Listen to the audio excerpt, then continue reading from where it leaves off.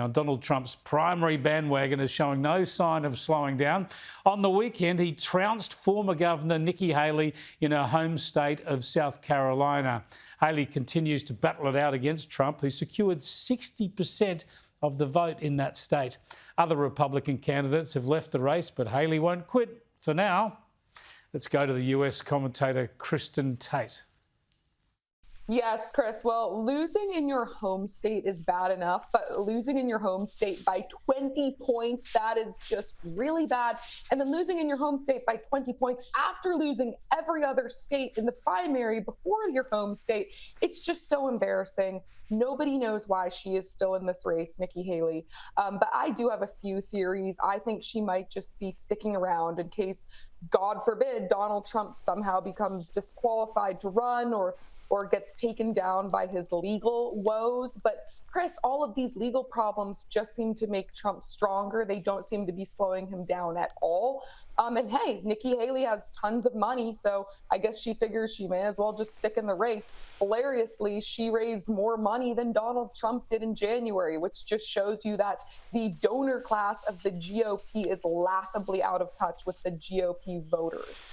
Well, suggestions also a lot of Democrats are supporting her for nefarious reasons, I suppose. I mean, I think you're right. I think she wants to be the second runner there in case something does happen to Trump. Then she's got a bunch of delegate votes there, I suppose, that she can point to. But here's how she explains the need to carry on and not pull out of the race. I'm not giving up this fight when a majority of Americans disapprove of both Donald Trump and Joe Biden.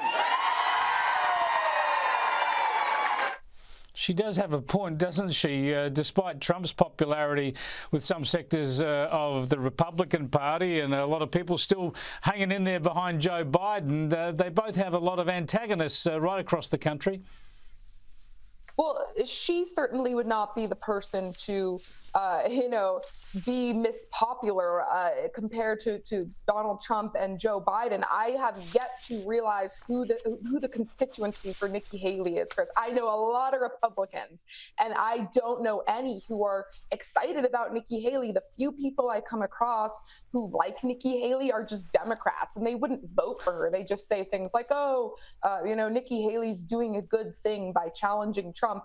In fact, I read a Washington Post report before we went on air about all Joe Biden donors throwing some money at Nikki Haley, not because they want her to win or they would ever actually vote for her for president, but because she's just a mouthpiece out there trying to tear down Trump and doing Joe Biden's work for him. So I don't suspect that she will be successful in any way, but maybe she wants to run in 4 more years if Donald Trump loses to Joe Biden in a general, and then she can at least say, well, hey, you should have voted for me.